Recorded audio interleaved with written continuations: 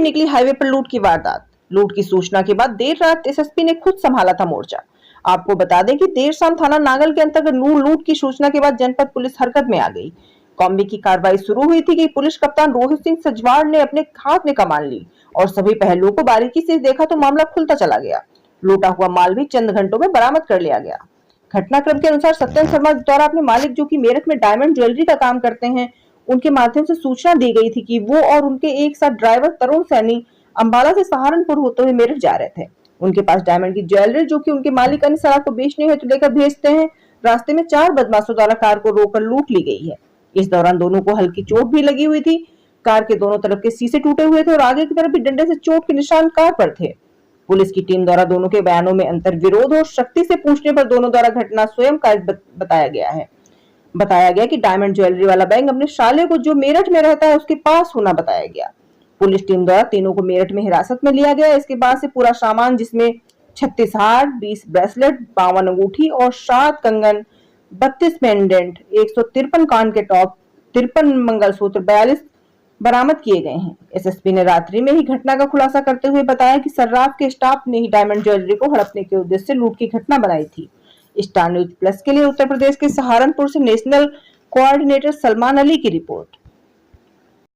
थाना नागल के अंतर्गत कल रात्रि को 11 साढ़े 11 बजे के आसपास एक व्यक्ति सत्यम शर्मा और उनके साथ एक ड्राइवर हैं तरुण सैनी के द्वारा अपने एक मालिक हैं जो सराफे का कार्य करते हैं मेरठ में, उनके माध्यम से सूचना दी गई थी कि ये अम्बाला से अपनी गाड़ी में आ रहे थे और ये अम्बाला, हरिद्वार और सहारनपुर में अन्य अन्य जगह पर जो डायमंड ज्वेलरी है उसको अन्य सराफ को ये बेचते हैं और उससे पैसा इकट्ठा करते हैं। और ये सारा सामान अम्बाला से जब ये वापस आ रहे थे तो सहारनपुर के पास नांगल थाने के नज़दीक जो रेलवे फाटक पड़ता है उसके आगे जाकर 4 अज्ञात बदमाशों के द्वारा इनकी गाड़ी को रोककर उससे तोड़फोड़ की गई और उसके बाद ये जो सामान भरा जो बैग था जिसमें डायमंड की ज्वेलरी थी वो वहाँ से लूट कर ली गई।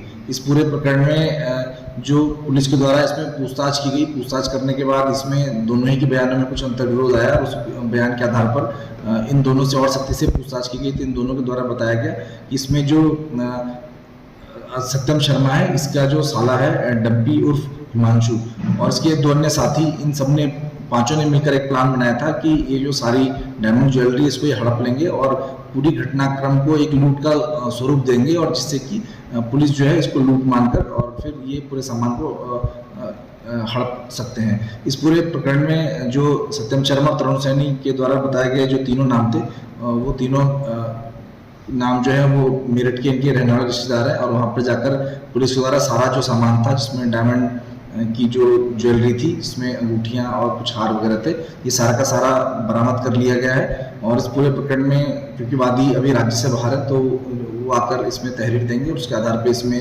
मुकदमा पंजीकृत करके ये 5 ही लोगों को गिरफ्तार करके जेल भेजा जाएगा। इस पूरे प्रकरण में जो भी सामान वादी का गया था वो सारा का सारा रिकवर कर लिया गया और जो भी दोनों लोग थे सत्यम शर्मा और तरुण सैनी इन दोनों के द्वारा ही पूरी प्लानिंग करके सारा सामान को हड़पने की नीयत से इस पूरी घटनाक्रम को लूट की घटना देकर इसकी पूरी घटना को इस तरह से बनाया गया कि ये लूट की घटना लगे और इसमें जो भी अन्य लोग शामिल थे सभी को गिरफ्तार कर लिया गया है और प्रकरण में विधिक कार्रवाई की जा रही है।